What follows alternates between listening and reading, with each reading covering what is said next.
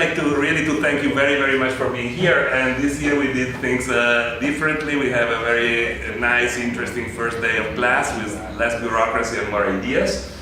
And this is wonderful. And thank you very much to our guests for being with us spending this morning. The IUC was created in 2006 by a group of people that believed that it was a good idea to try to experience a different model of university. The two opposite models were very well known. Was the private university, typical of the United States, extremely expensive, very competitive, aimed at create a culture of excellence and the star system, which is flourishing and has been possibly the leading model in the Western tradition since the end of the Second World War. That's one model. And the other model was the German university. The German university, bureaucratic, hierarchical, vertical, state-based, public in the sense of belonging to the state. And these two models exist, and both of them do create their own problems. The first one, of course, encourages certain kind of creativity, but it's a creativity that is also aimed at attracting sponsors and institutions that are willing to put money into the education, and has been very cozy to the capitalist system, has been extremely cozy to the development of the Western world through the Cold War years, of course, in which it was necessary to outbeat in the ideology the Soviet bloc. And right in this years in which we're talking now, and since the beginning of this decade, there has been quite a lot of thought and quite a lot of thinking about, in the United States, in England, and that's aware about the impact of the Cold War ideology on academic education in the private system, particularly in the United States, the way in which it was difficult to detect and to separate what is research and understanding of the others to what was intelligence, and the way in which, strategically speaking, so many of the advancements, especially in social sciences, have been determined by the needs of Cold War concentration.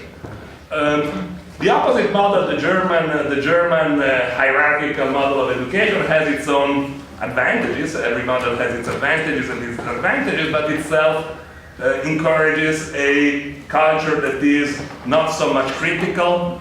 The career pattern is very hierarchical.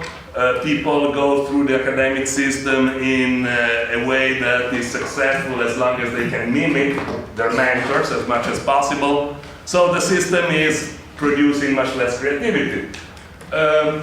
We thought that it was possible to invent something in between.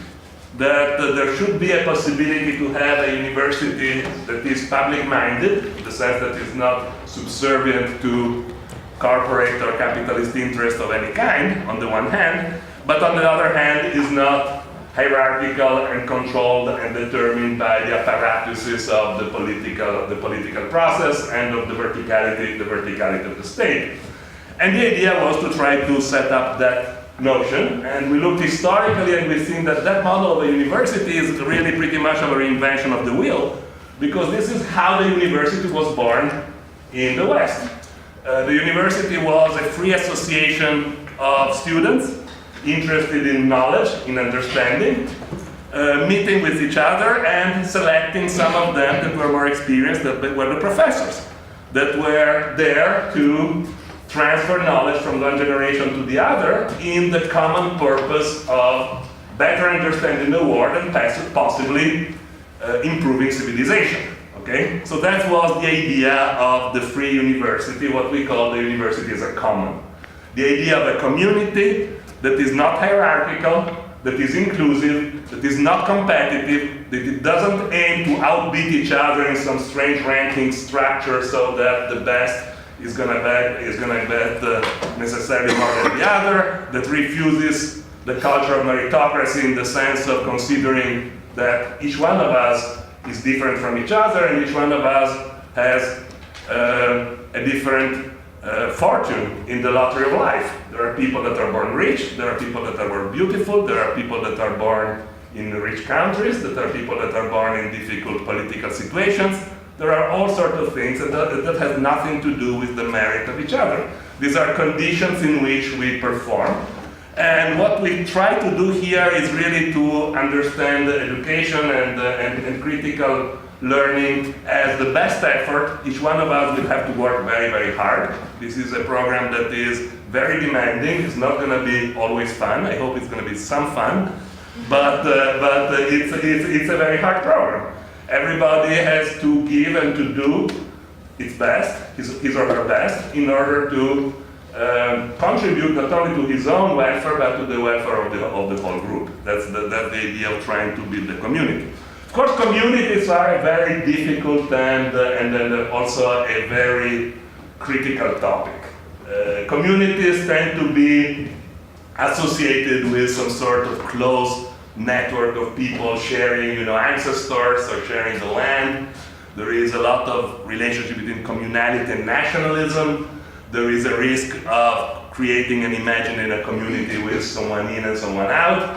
It's a very archaic vision of reality, and so being communitarian is of course very important as a spirit, but we need to be very careful of what are the possible shortcomings of our community system. I don't think we need to spend too much time worrying about that in a place like this. The very way in which you guys are selected to participate in this course is completely random because it depends mostly on Pepe and his admission committee. But I always love to try to rationalize what Pepe is doing exposed.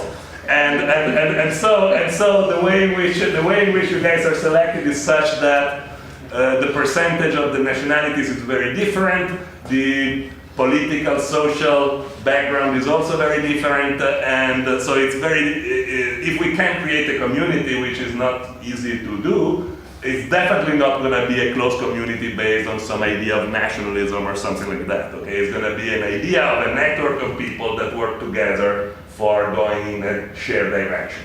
So what is the shared direction? This is a good point. Do we need to have everybody the same political understanding of reality to be here? Of course not.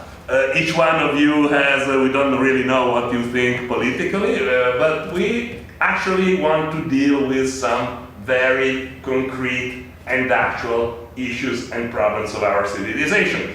And these issues and problems are very easy to spell out.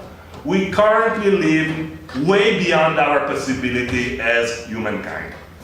We consume 50% more resources than the ones that are reproducible worldwide. That is to say that our ecological footprint is 1.4, almost 1.5. That is to say that a certain day in the year, we stop living off resources that the nature is capable to reproduce, and we start living off future generations. We are starting consuming a capital that we are supposed to transfer to the next generation, and we are actually not doing that. And that's a problem that belongs to everyone and involves everyone. And it's one thing. And the other thing that is also very much connected to this, which is the inspiration, I would say, of the scholarly platform that we try to develop here, is the fact that this disaster we do as mankind cannot be blamed to everybody in the same way. The reason why we are just consuming 1.5, so we're just consuming half as much resources as we should, is because some people doesn't consume nothing, and some other do consume a lot. Because the ecological footprint of Western societies in the United States and Canada in particular is now close to 6. That is to say, if everybody was living as we enjoy to live and love to live in sunny California, we will need 6 planets in order to sustain that. And if everybody lives as we like to live, and we do live in cloudy Turin, we need about 4.8 planets. So we're talking about an impact of the Western world that is completely disproportionate as opposed to the possibility to recover. In front of all of this, people are starting to get worried. At the IUC, we started from the beginning to be worried about that. It actually was one of the things that induced us to try to build a small group of people that like to think critically about these issues and like to see social sciences, economics, law, sociology, philosophy as systems of knowledge that are aimed at trying to go in a direction that is a little bit less unsustainable than the one we are going now. Now everybody's talking about that. We just had in September in Paris the COP21 summit. It was a very, very remarkable and interesting experience. The leaders of the world were there. Everybody was trying to show himself to be very worried about what's going on. But the meeting was sponsored by all the gross polluters of the world. If you looked at who were paying and footing the bill of that meeting, those were the very same corporations that are responsible for what is going on. And it's not so much that the corporation, and we'll have a lot of time to talk about the behavior of corporations and how corporations act. This is going to be one of the foundational ideas that we will develop in the sense of how economic theory and legal theory works when the subject is not the physical individual, but is the corporation, is the institutional structure. But the interesting thing is that governments don't really need the money of the corporations to organize a summit. We need the money of the corporation. We are poor. We are trying to organize and to give an education that is inexpensive, and therefore I have to go and spend a lot of time begging to the corporation, will you give me this and will you give me that? And then because we will not deliver what they expect, then the year after they will stop giving it to us. This is the way it works. This is the business model here. It's very difficult, but this is the way it works. Now, in governments don't need that. So the question is, how comes that the summit of sovereign governments in Paris, dealing about one of the most important issues, actually the most important issue of the world today, needs to get sponsors from, Google and Shell and whatever is sponsoring it. Everybody was there. Why? This is a good question, because if you don't need the money and you get them anyway, it is not just because there is austerity and governments don't like to spend money. That, of course, is not the explanation. The explanation is that accepting that kind of sponsorship displays and shows the political understanding that certain kind of things will not be rediscussed. That there are certain kind of foundations of our society that cannot be object of rediscussion, cannot be object of second thoughts, cannot be taken into consideration and tackled as issues as they are, because those are the very problems that make and justify the existence of the current status quo, the difference of the inequality I'm talking about, and all these kind of things. So these are the kind of problems we want to deal with here. Okay, the foundational problems. Now, to deal with the foundational problems, there are different ways to deal with the foundational problem. One thing is to go to a coffee shop. There are some few very nice bars there, and talk about how you like the world to be. Kind of being completely naive and coffee discussion. Oh, we should do this, we should do that, and never asking the question, what are the conditions by which certain kind of imperatives that are very, very strong can be defeated. What we would like as individuals is completely irrelevant. We all would like to have more presents at Christmas, having a better quality of life, more money, more beautiful partners, whatever. We have desires, but the desires are not an object of the kind of study we do here. Here we'd like to arrive to discuss these issues with some kind of technical skills, with the capacity to understand the complexification discourses that are created in order to construct a system of knowledge by which only certain people that are the pundits can talk about certain things. So the hard work here is to try to challenge what we call the discipline knowledge. The knowledge that works as a way to construct the way in which we think, as people, as intellectuals, as citizens. The kind of knowledge that make us believe that there is nothing we can do about it. That this is the world as it is, and keep it as it is, and at most you can try to surf over it, and if you're a good surfer, you're going to make a lot of money because you're going to become part of the spectacle, which is one possible choice of life. But the point is that the discipline knowledge is not what will allow us to understand the system as it is. The knowledge should be undisciplined. The knowledge should be cross-fertilized. The knowledge should be something that takes from a certain vision and builds on the other one. Okay? This kind of critical knowledge is dramatically absent from both the private and the public universities as they are today. It's emerging here and there, of course. I'm not saying that we are the only ones that do that, but I believe that we are among the very few ones that do only that actually do the kind of DNA of this place is research that is very, very impatient of discipline knowledge. We're not going to come here, to talk about notions, about ideas that are to be accepted because they've been developing like this by very learned people in the past. We want to produce critical understanding. And in order to produce critical understanding, of course, there is no possibility to accept discourses only if they are within certain boundaries and not if they are outside of them. Okay? So, this is pretty much the philosophy of the program. You will work hard, you will take classes that are apparently disconnected with each other.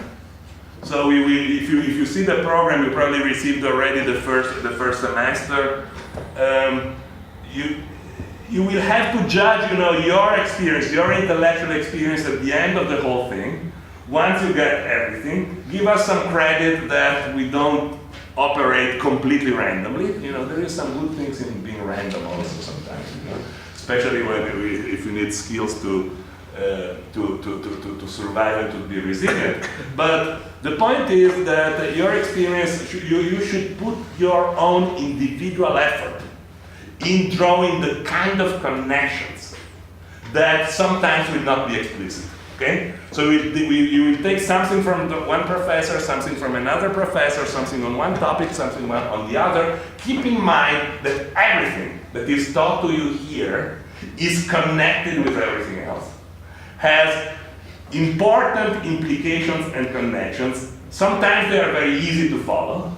Of course, the relationship between international human rights and comparative law are easy stuff. That's not interdisciplinary work. You will see, okay, they are. But there are other kind of connections that are much more difficult to spot. And those are the ones in which you need to put your brain. You need to build on your own experience. You need to build on your vision and understanding of the world as you have experienced it so far, trying to take away the theoretical glasses that you have so far and put on sometimes the ones of your fellows. Here there are people that came from extremely different situations. So enjoy each other. Try to see how the same problem would be looked by someone that was born in a bourgeois context in Western Europe, as opposed to someone that was struggling in a territory that is occupied by military forces.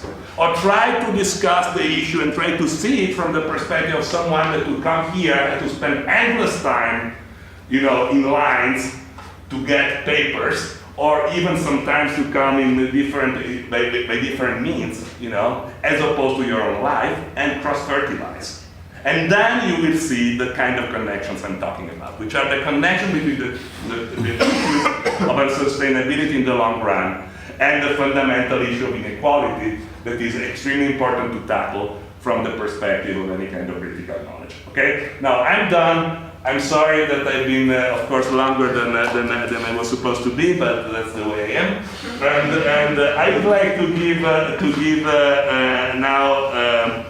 to get some 1 minute and a half of introduction from each one of you about yourself, where you come from, what's your background, what are your expectations, pretty much the kind of stuff that you wrote in a little more formal way in your application essay, but share just 30, 40 seconds with spot for the class on who you are, so that we start learning each other. This is a collective experience. It's extremely important to work as a collective experience. There is nothing that you can do by yourself here that is going to be as important as establishing connections with the others, as looking things from the perspective of the others, and the way to do that is to befriend each other. Okay? So I would start from back there. Would you like to give a few words about your name and stuff so that everybody can know you? Please. You want to stand up and say that, and maybe so that we can focus. My name is I'm from I did my master's in international business law in Central European University. In Budapest. In Budapest. Okay, thank you so much. Please. My name is Natalia. I'm from Ukraine. I also, in the previous year, ended a LLM program in Budapest.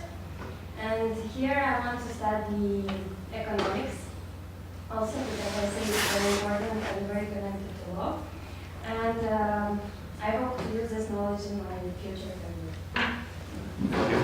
Everyone, I'm Tommaso Suave. I'm Italian. I won't be studying here, just here because I was interested in the topic of the conference. I now live in Geneva, where I'm doing my PhD in international law, and I'm working with the WTO, so in desperate need for some heterodoxical approaches, I guess. Hello, I'm Silvia. I was also a former IUC student, and I also was very much interested in the topics of this morning. So that's why I came back to listen. Thank you, Silvia. Hello, I'm Evgenia. I'm from Russia, and I'm also a former IUC student, and I came to greet you all and to experience once again this inspiring speech of Ugo Mattei. Okay, good luck everyone, we will work hard and it's exciting being here. My name is Alaji Jim. I'm a former student of the IUC. I am particularly here to introduce you to our common blog. Hello, my name is Michel. I'm from Brazil. Bachelor in law, and I studied masters in law also. And I'm here to learn a lot. Hello, my name is Ugo. I'm from Ethiopia. I'm former student of the IUC, and currently I'm doing my PhD at the University of Torino. I choose the best place. Enjoy. Hello, my name is Alexander, Sasha.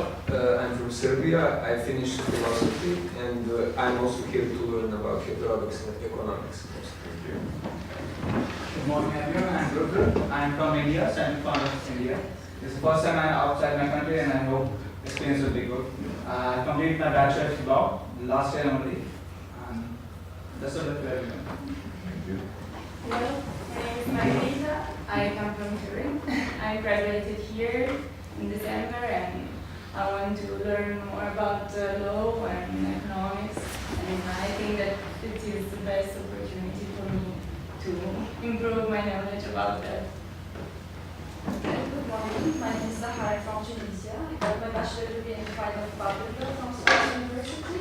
And I'm here to learn more about law and to ameliorate my knowledge in the field of legal studies and Hello, my name is Nasreen Amar. I'm from Palestine. I've got my law degree back from there. I'm expecting a very unique experience here. And that's it. Good luck, everyone. Hi, I'm Roxana. I'm from California. I was born in Spain. My family's from Iran. And I'm a former student of Professor Mattei from UC Hastings. And I'm here to learn about heterodox approaches to law, economics, sociology, and how they all connect together. Hello, everyone. My name is Anita. I'm from Turin as well. I got my degree last April here in Turin in law, in the Law University. I learned about this program from a friend of mine who was very excited about this program, and I was very interested into it. And I'm happy to be here. Good morning, everyone. My name is Eden. I'm also from Ethiopia. I'm one of the students from Ethiopia as well. I did my bachelor's in political science in Addis Ababa, Ethiopia. I studied my MA in Vienna in international studies. I'm looking forward to a great experience with all of you. Nice to meet you all. Hi everyone, I'm Ernestine from Rwanda, Kigali. I studied law at University of Rwanda, and I have a bachelor in law, so I look forward to strengthen my law knowledge in this university, and I hope I do it. Thank you. Thank you so much.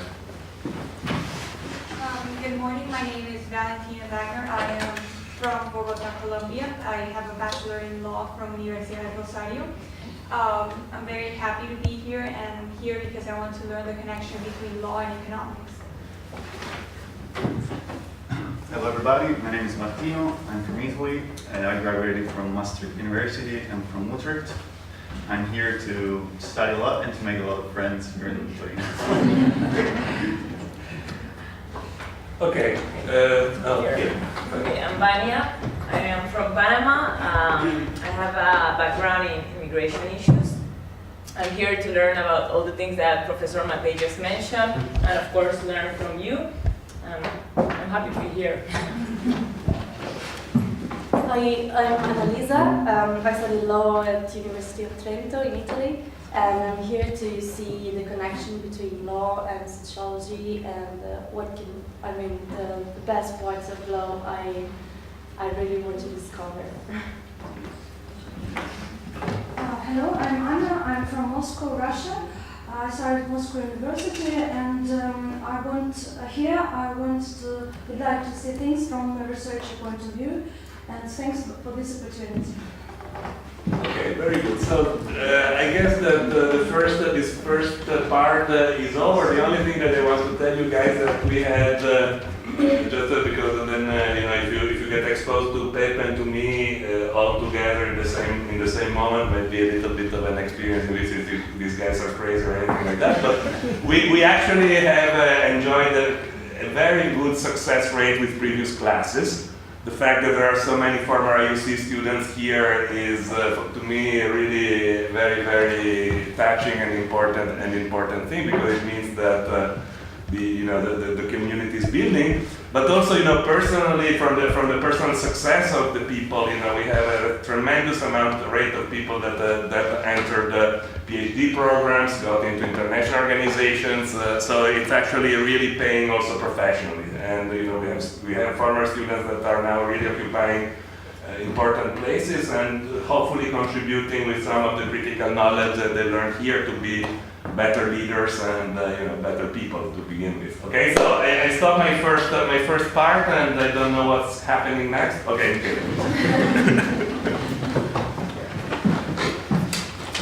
Okay, welcome again to everybody. I have just to briefly introduce, it's my pleasure, Nora McKeon, our keynote speaker for today.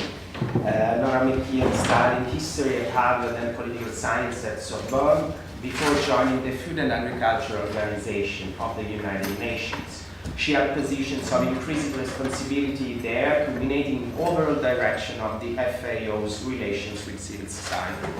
A major area of her work over the years was strengthening civil society, social movement participation in field programs and in policy dialogue at all levels, with particular attention to organizations of small food producers, peasant farmers, artisanal fisherfolk, pastoralists, indigenous peoples, as the mandated representatives of those most affected by food insecurity and poverty, yet most distant from decision-making mechanisms.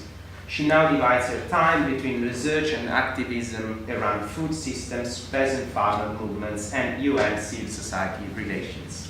She coordinates a program of exchange and advocacy with African and European small farmers organizations, and is closely involved in current reform of global food governance. Recent publications of her include Peasant Organization in Theory and Practice, Strengthening Dialogue with People's Movements, UN Experience with Small Farmer Platforms and Indigenous People, and the United Nations and Civil Society, Legitimating Global Governance, Whose Voice? And a keynote speech of today will revolve around these issues: food security governance, empowering communities, regulating corporations. So please, Nora, the floor is yours.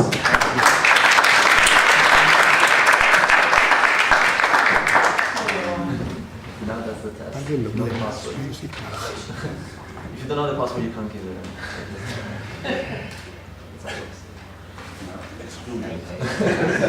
We are a very inclusive community, only for those who know the password.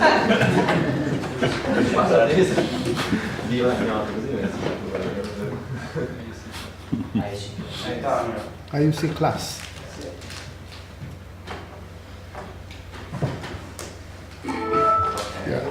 Nel mezzo del desktop c'è la sua presentazione.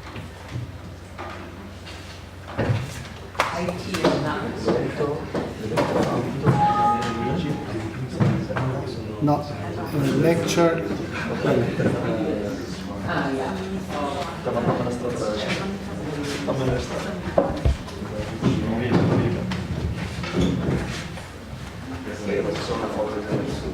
Sul blogger, su quello su Twitter.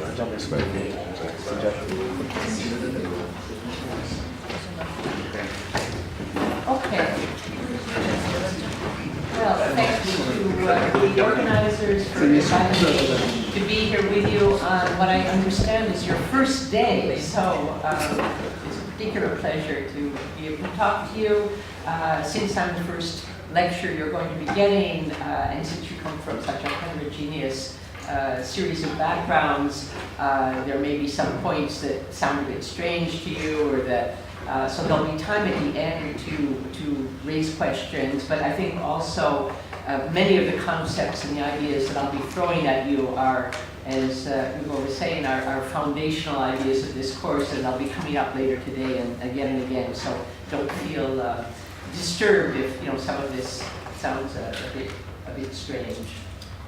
Now, this is the terrain that we're going to be covering this morning. I'm going to start off with a few brief historical considerations about food and food governance, then move on to look at the two contrasting approaches to food provision in the world today, then tackle the important issue of who decides on food-related issues, who has decision-making power, and on what basis decisions are made, and then end up by reflecting a bit about what has to happen to make global norms, global decisions work for the vulnerable.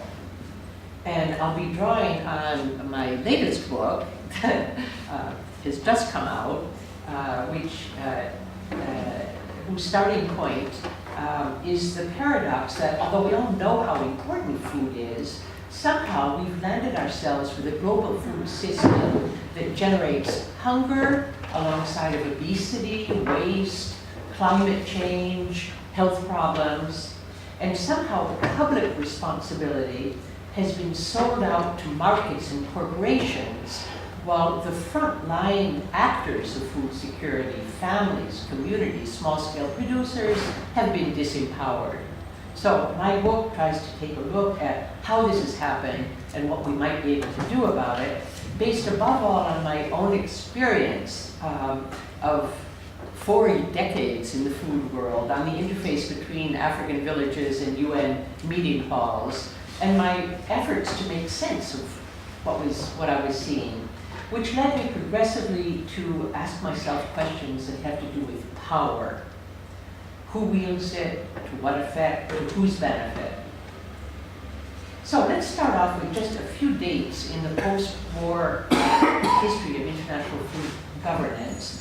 In 1944, the UN Food and Agriculture Organization was established to fight hunger, but the basic measures that its first Director General, Lord Boydor, advocated to be able to privilege people's needs over commodity traders' profits, things like establishing food reserves, regulating agricultural meat trade in the name of food security, were opposed by the big powers. In the food crisis in the mid-1970s motivated the convening of a World Food Conference, which, however, continued to avoid the real issues. 1989, the term Washington Consensus is coined, which is shorthand for the package of neoliberal structural adjustment policies that were imposed on the developing countries, opening up their markets, deregulation, reducing state support to agriculture. 1995, the World Trade Organization, with its agreement on agriculture, gave a further push towards opening developing countries' markets and promoting corporate concentration in the food system. And by the mid-2000s, the system was showing signs of stress. The WTO Doha round ground to a halt in 2005 on the agriculture issues. In 2007, the World Bank dedicated its World Development Report to agriculture for the first time in 2 decades and admitted it had made a mistake in ignoring agriculture as a factor in development. And 2007, 2008, the food price crisis that I think you're probably all familiar with. So just a couple of lessons from this very brief excursion in history. The first is that the same problems seem to be with us. Food is more than a commodity was Lord Boyd Orr's parting thrust when he resigned from FAO in 1948 in frustration. And it's a slogan of the food sovereignty movement today. What has been missing consistently is political commitment to long-term, public, collective goals as opposed to short-term, particular national or private interests.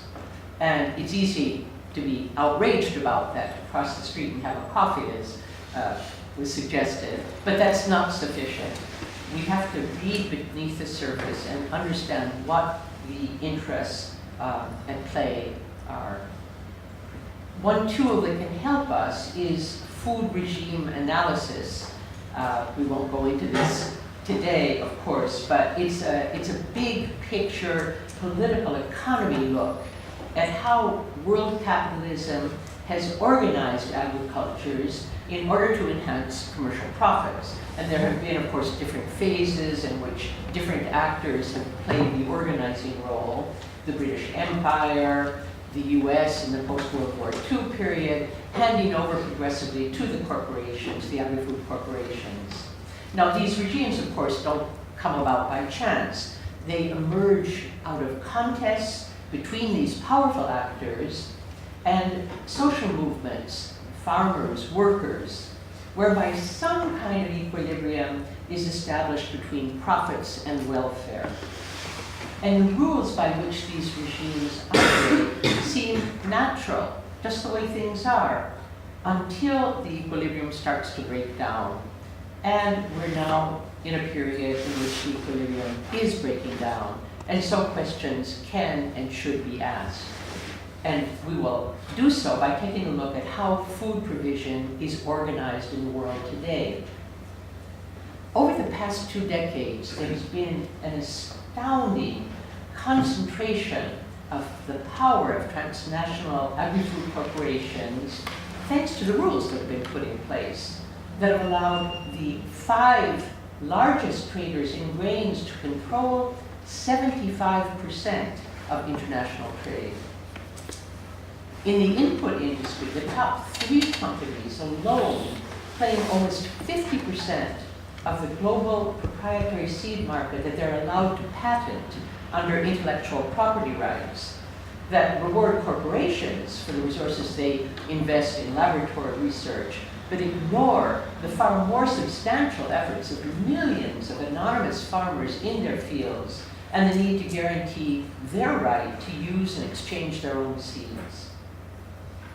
Same story in the retail market. Supermarket chains have moved into the global south, aided by global policies that have opened up these economies to unregulated foreign investment. Just to give you one example, the number of Walmarts in Mexico has risen from 14 in pre-NAFTA 1994 to 1,724 in 2012, with impacts that you can imagine on small-scale producers and traders. The entry onto the scene of speculative financial capital has exacerbated the commodification of food and land.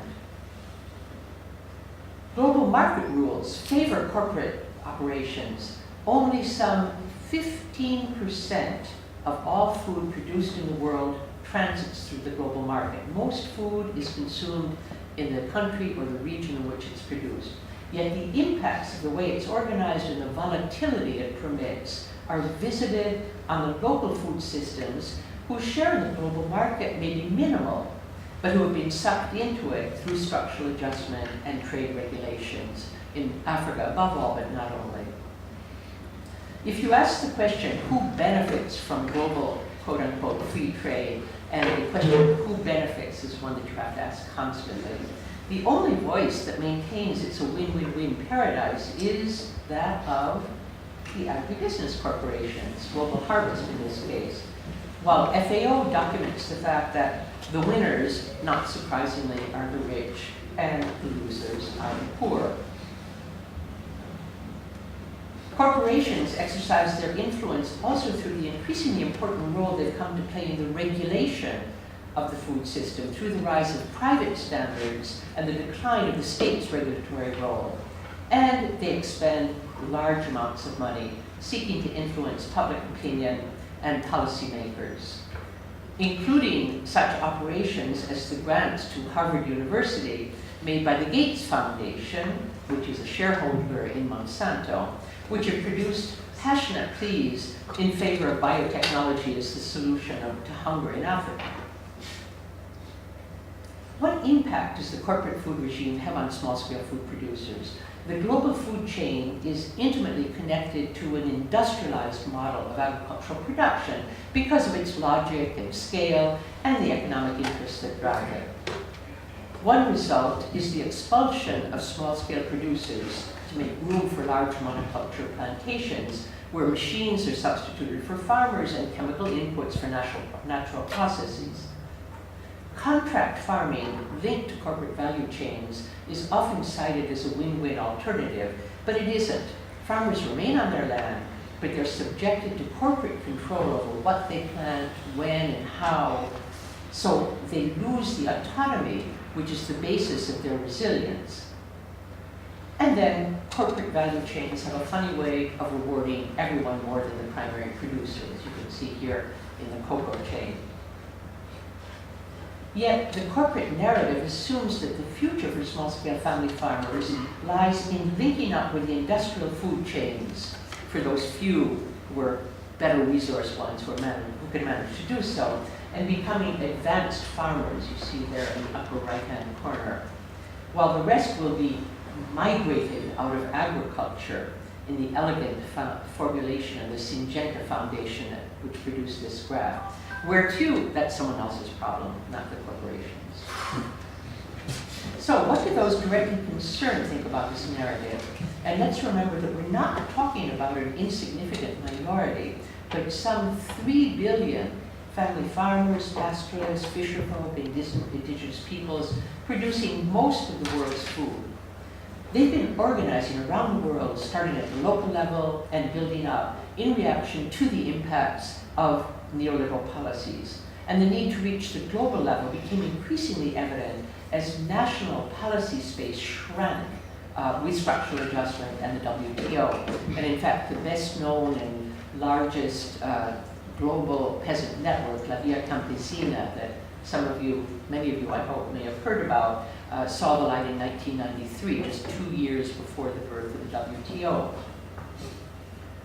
The World Food Summits and the civil society forums organized in parallel to them provided a strong impetus for global networking by these movements, due in good part to a deliberate political decision on the part of the organizers to put the rural social movements in the decision-making role in deciding what the civil society messages were going to be, unlike in other UN processes in which non-governmental organizations, NGOs, have dominated.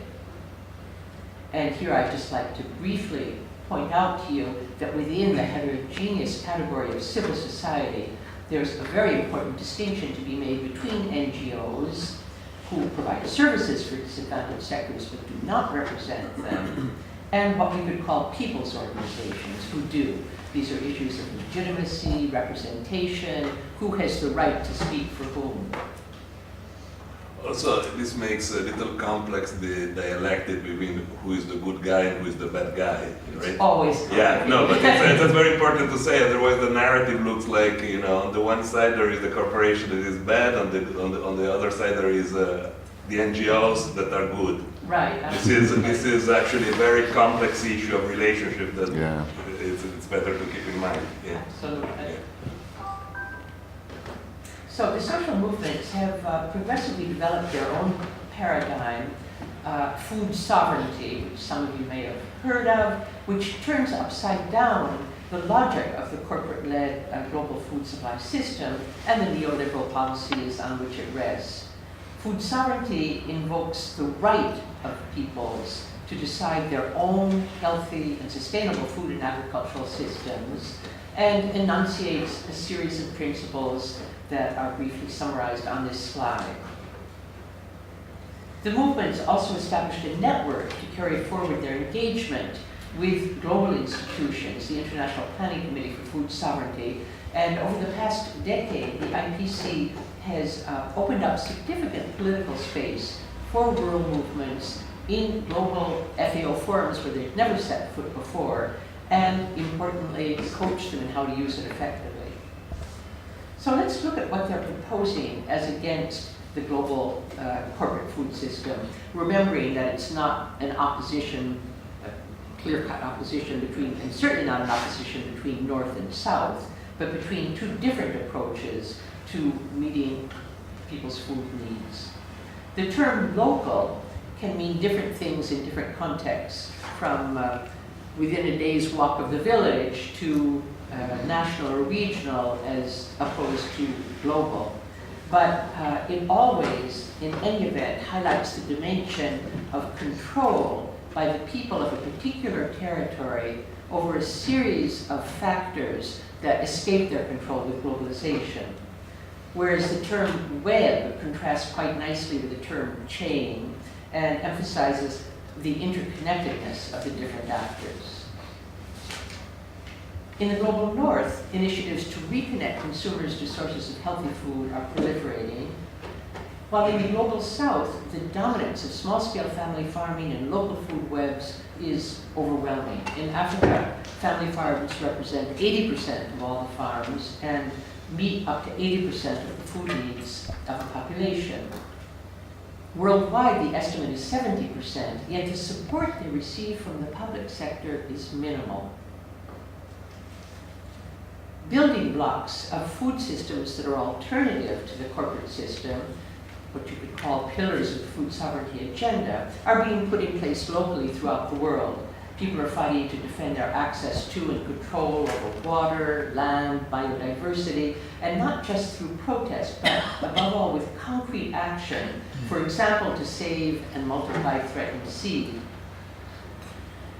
Agroecological models of production are gaining recognition. In 2003, the few FAO experts who were interested in agroecology had to gather and whisper in the corridors that were so countercurrent. And just last year, in 2014, FAO organized a major seminar in agroecology that the Director General of FAO closed by announcing, today a window was opened in what for 50 years has been the cathedral of the Green Revolution. And I mention this to the young people in this room just to show that change is possible. It can take 10 years, a lot of determined work, but it can happen. The domination of a single idea of the market is being challenged. Instead, the world is full of markets that decentralize the encounter between food supply and demand and respond to criteria other than profit alone. Approaches to research that build on and enhance local knowledge are being developed. Alliances with local authorities are being built, for example, in the form of local food policy councils, in which citizens take decisions about food provision back into their own hands.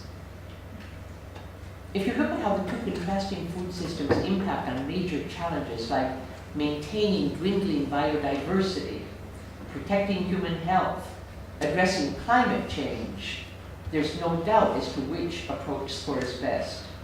The industrial food system is responsible for about 50% of all global greenhouse gas emissions, whereas family farming using agricultural practices can actually help to cool the planet.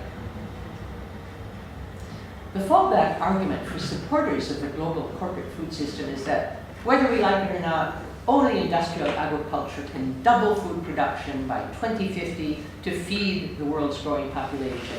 But this thesis rests on several questionable assumptions.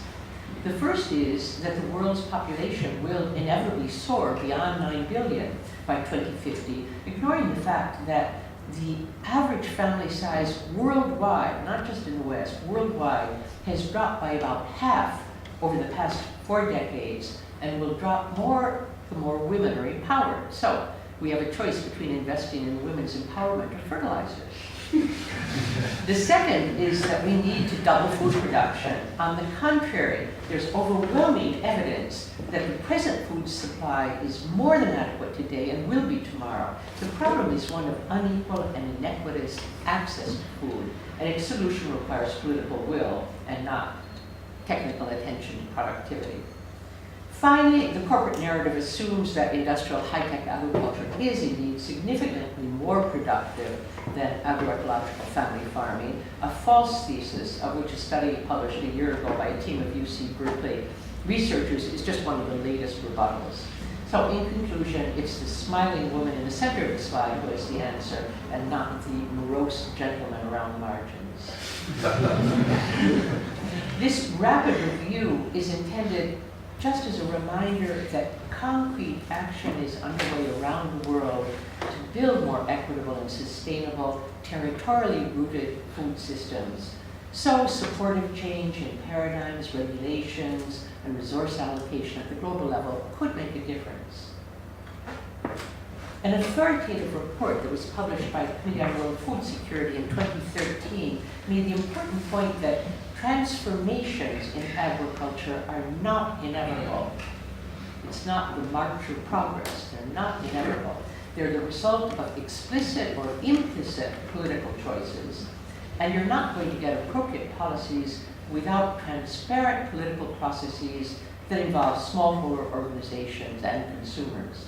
So there's an issue of who decides, and also on what basis.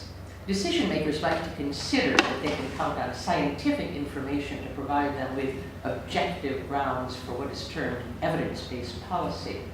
But evidence, of course, is framed by the paradigms we adopt, which condition the assumptions we make, like the productivist paradigm that leaps out at us in this excerpt from President Truman's famous Point 4 inaugural address. I put it in red so you can catch it quickly.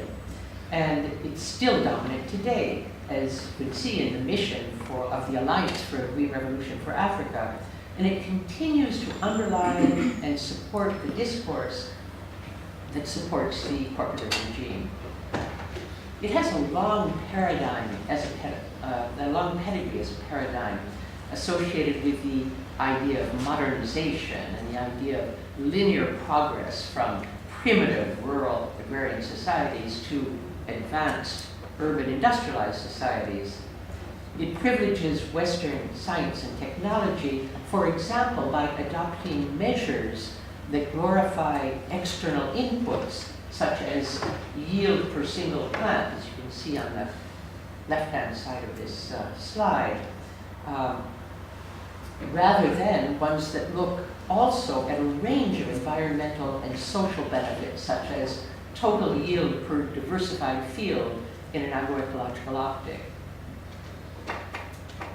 Productivist discourse often conveniently ignores the structural causes of hunger and malnutrition.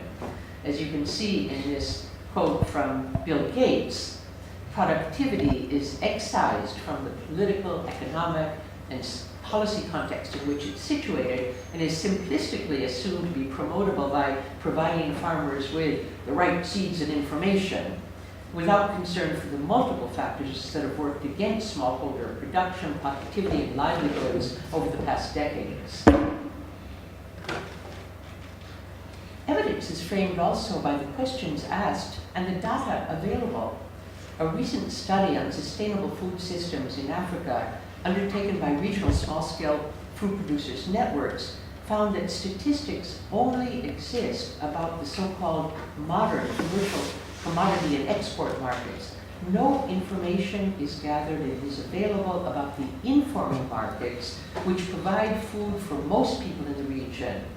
The result of this gap in information collection is that these food markets are invisible and are not taken into account in policy decisions, despite their clear importance for food security.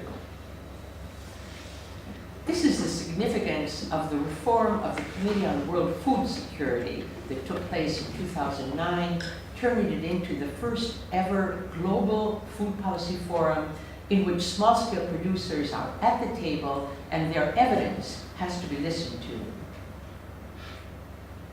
The food price crisis of 2007-2008 was highlighted by riots of the kind that made governments sit up and take notice. And it opened up a window of political opportunity for change that the food sovereignty movement was ready to take advantage of thanks to a decade of networking and capacity building. The crisis unveiled a global governance vacuum.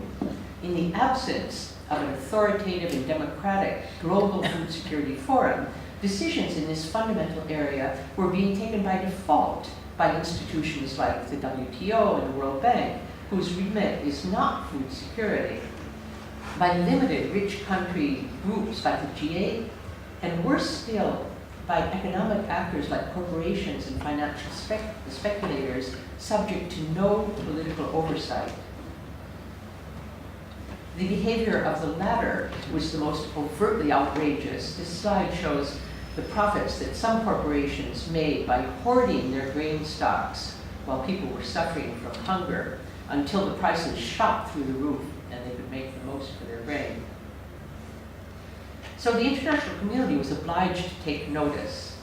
UN Secretary General Ban Ki-moon established a high-level task force grouping the secretariats of 23 UN family agencies that had something to do with food security. Their aim was improved coordination, which is fine, but with no political oversight. And this task force was allied with the idea of a kind of a hazy G8 promoted proposal for a global partnership, which highlighted the need for more investment in agriculture, but without discussion of what kind of investment and what kind of agriculture.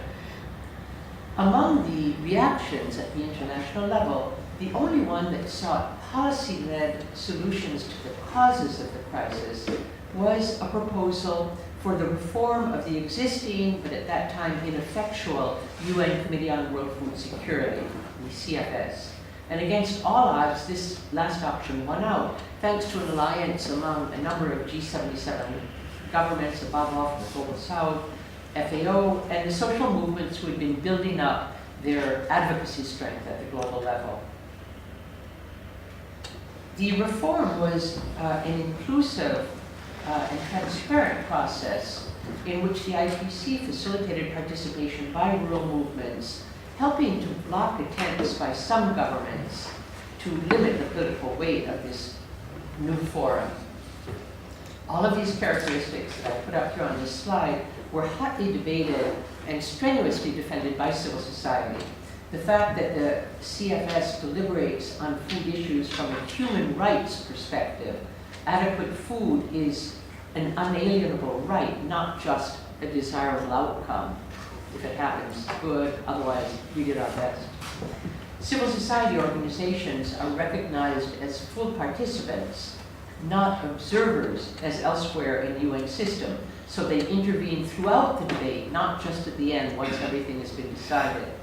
And they accompany the CFS Intergovernmental Bureau all year round, helping to decide the agenda. And deciding the agenda, framing the agenda, is the first important step to making a difference.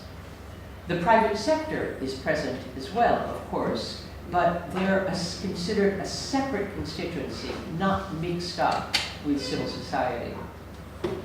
decision-making takes place in plenary sessions in a transparent fashion rather than in closed-door drafting rooms, as often happens in global forum. And at the end of the debate, it's the governments who decide and therefore can be held accountable. The high-level panel of experts that was established to provide the CFS with autonomous analytic bases for deliberation on contentious issues recognizes that expertise is vested not only in academics, but also in producers and practitioners. And the CFS reform seeks to build bridges between global policy decisions and what actually happens at the national level and makes a difference in people's lives. The right to self-organization of civil society was recognized in the reform, and the resulting self-designed civil society mechanism gives priority to constituencies representing those who are most affected by food insecurity in deciding and presenting civil society positions on topics that come onto the CFS agenda, with NGOs in a support role, so recognizing the political legitimacy of organizations that are actually mandated by these sectors of the population. On paper, there's never been a global policy forum like this, but what does it look like in practice? Let's take a quick look at the key issues of land tenure and investment in agriculture, since they're at the heart of the contest between the corporate supply chains and the food sovereignty approaches to food provisioning. From the outset, civil society has been conducting a battle to obtain recognition and policy support for small-scale agricultural food production and local food systems. So, how are they faring? When the phenomenon of land grabbing hit the headlines in 2008, there were essentially two opposing responses from the international community. The G8 asked the World Bank to develop what they called principles for responsible agricultural investment, which were viewed by civil society, and not only civil society, essentially as a whitewash of land grabbing for the reasons here on the slide. There are no reference whatsoever to state obligations. Corporations are expected to self-regulate. No consultative process whatsoever behind them. The alternative was a proposal for political negotiation of guidelines on the governance of tenure, and this proposal came out of 10 years of social movement advocacy and interaction with FAO. So the first session of the Reform in the Committee on World Food Security in 2010 had these two very different options on the table. And it was thanks in large part to civil society social movement participation up to 3 a.m. on one evening that the committee agreed to negotiate the tenure guidelines and refused to adopt and hence legitimize the principles that had been developed by the World Bank, and decided instead to launch a consultation within the CFS on what principles would need to be put in place if the objective is to ensure that investment in agriculture supports food security and the right to food.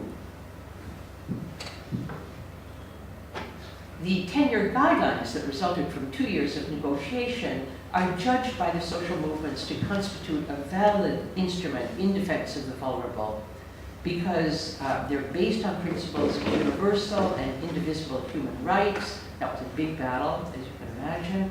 They're strong on issues of importance to social movements, like recognition of customary and tenure, the commons, and they provide important safeguards against large-scale land acquisitions. And it's commonly recognized that these outcomes would not have been possible in a less inclusive political forum. Land grabbing is only the most visible aspect of a broader effort to orient investments in agriculture to promote and support the corporate food system, backed by discursive campaigns extolling it as the solution to food insecurity. And thanks in good part to social movement engagement, it is proving possible in the CFS to change the terms of the debate on some important points. It's been officially recognized in policy recommendations that it's the small-scale producers, not governments, not ODA, not corporations, who are responsible for most of the investment that takes place in agriculture. They're the big blue line in this graph. And of course, this investment is not just financial. There are many different forms of investment in agriculture.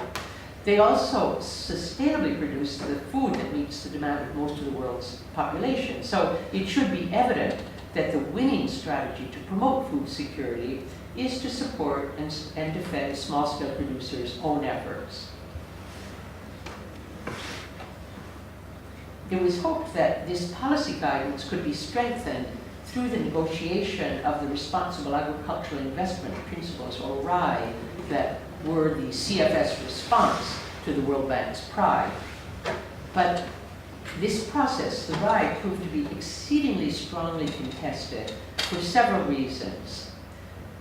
On the one hand, corporations and the private sector-friendly bilateral and multilateral programs were determined to obtain an instrument that they could use to whitewash their operations by cherry picking. This is a term that you may be familiar with. Just picking out a few relatively innocuous principles from the whole package and claiming to be responsible investors.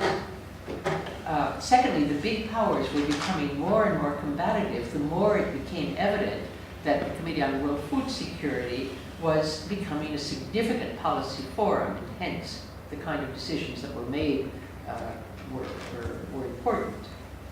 And finally, some governments that had been allies of civil society in the land tenure negotiations on issues involving defending human rights, Europe, for example, or defending smallholders, Africa, were far more divided and weak on investment because of the considerable economic interests involved.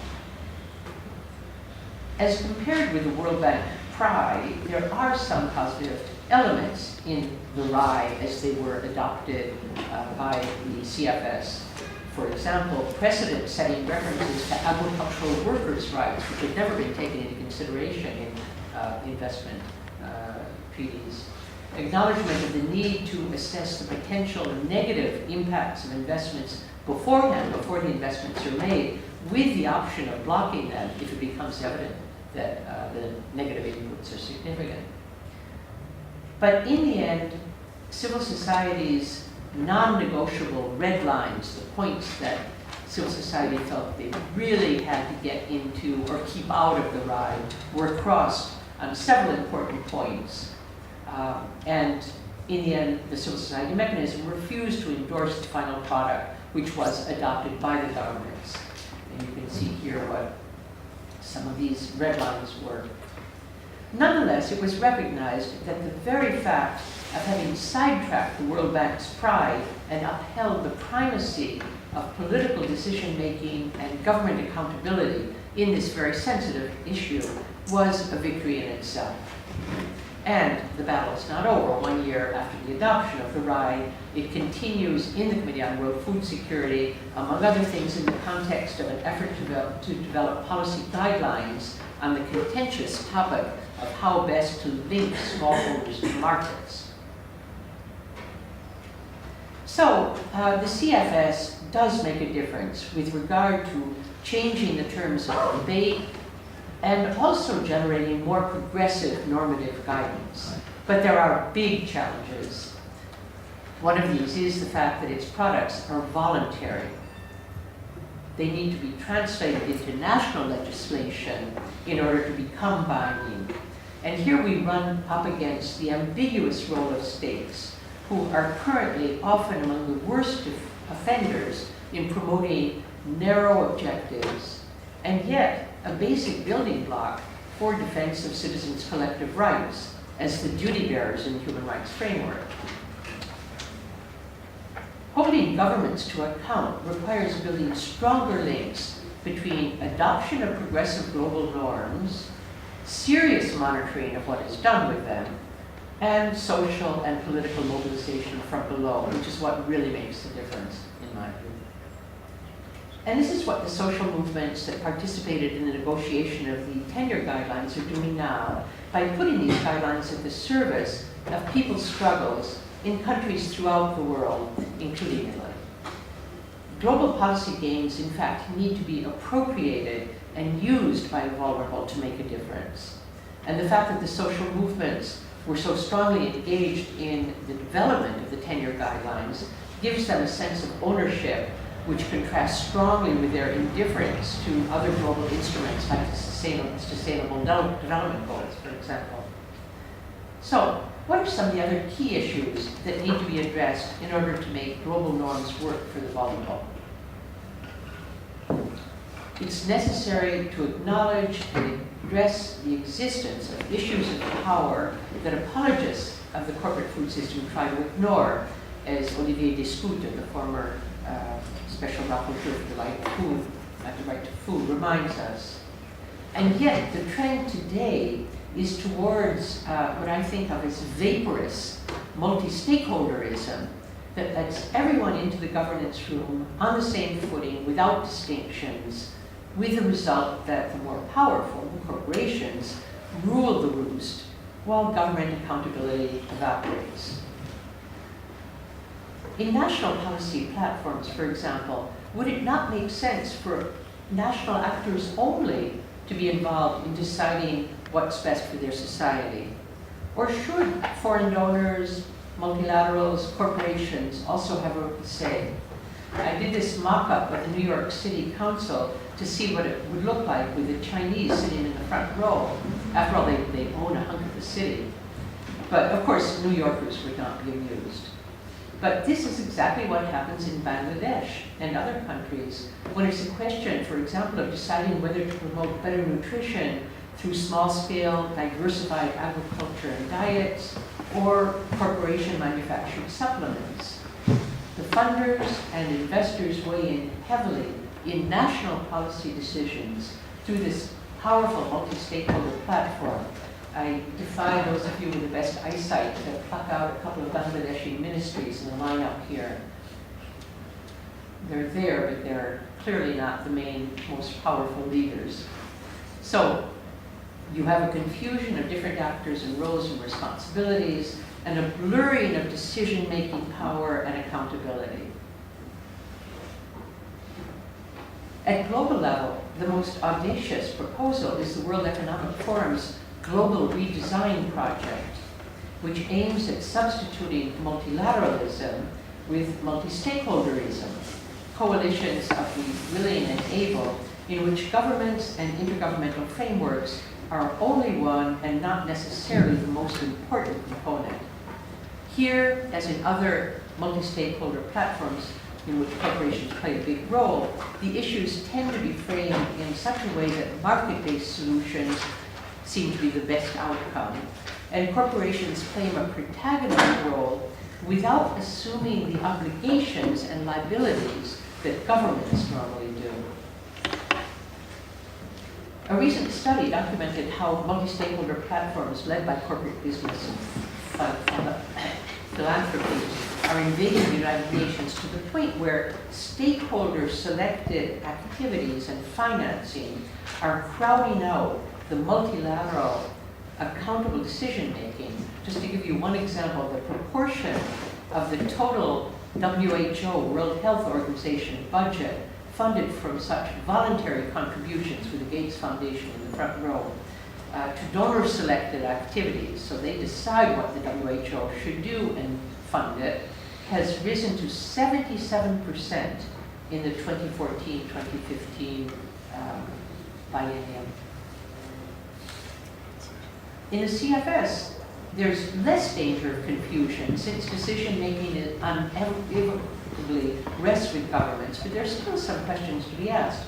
Should there be balance between the corporate private sector and actors who represent those most affected by food insecurity? Should they be on the same level? Should their voice have the same weight? And if corporations are in the room, is it not necessary to acknowledge and address potential conflicts of interest?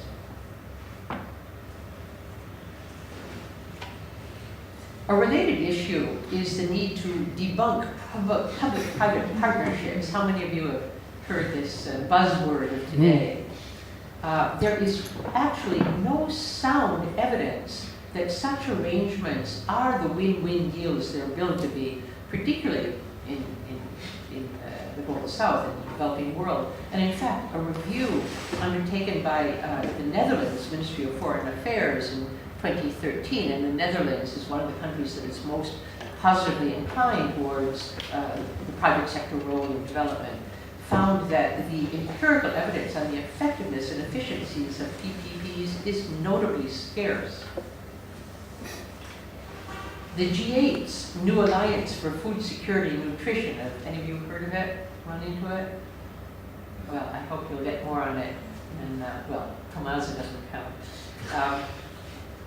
It's one of the most outrageous examples of the PPP approach in which public aid funds are being used to promote corporate profits by obliging beneficiary governments to make policy changes that facilitate land grabs and open markets to corporate manufactured inputs and food supplements. And even the New Alliance administrators themselves admit that their change theory, as depicted on this slide, is full of holes. This is the New Alliance change theory. There's no evidence to back up the assumptions that policy changes creating a quote-unquote private sector enabling environment will indeed lead to agricultural development, which in turn will result in food security. And it's unacceptable that foreign actors, aid programs, and corporations be allowed to play around with people's livelihoods on such flimsy grounds. If an NGO tried to get funding for a project with a change theory like that, the EU would turn it down immediately. Another prerequisite for putting global norms at the service of the vulnerable is to recognize the need for public sector regulation. There's a lot of talk about corporate social responsibility, but research demonstrates that the uptake of corporate social responsibility, in fact, concerns a minimal part of corporate activities, mostly corporations with well-known brand names like Coca-Cola, who care about their public image. But even those pick and choose which measures to apply at the lowest cost and the greatest visibility. As West African peasant leader Mamadou Sissoko has put it, we don't want responsible investors. We want legislative frameworks that protect us effectively and investors that are obliged to respect the law. One well-known example of a multi-stakeholder platform practicing corporate social responsibility is the Roundtable on Sustainable Palm Oil. Just take a look at the members, the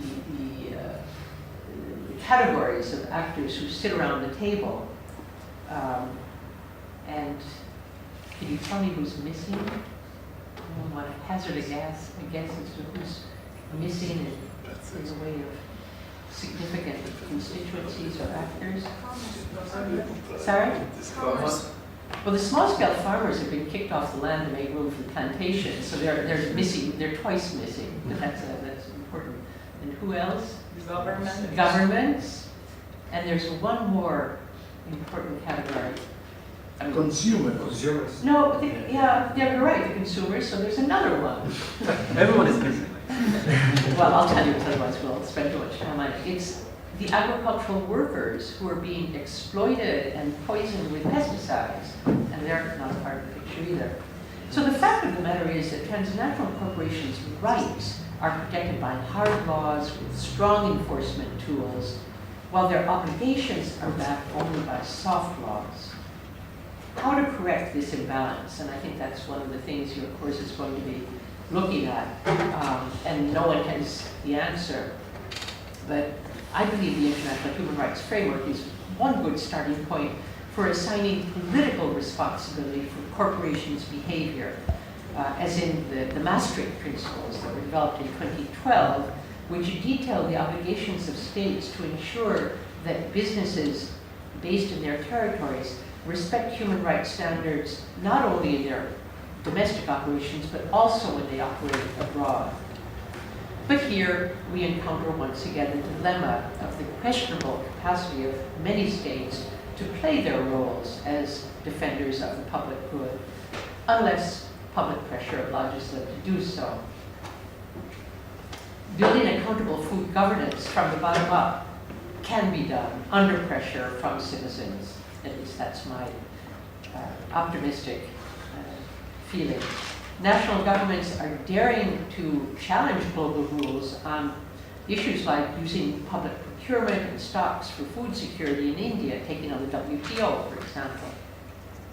But this means protecting citizen-led decision-making from further top-down abuses like the latest generation of the bilateral trade and investment principles, the Transatlantic Trade and Investment Partnership, the TTIP, that you've probably all heard about, is being negotiated behind closed doors, but in close consultation with corporate lobbies.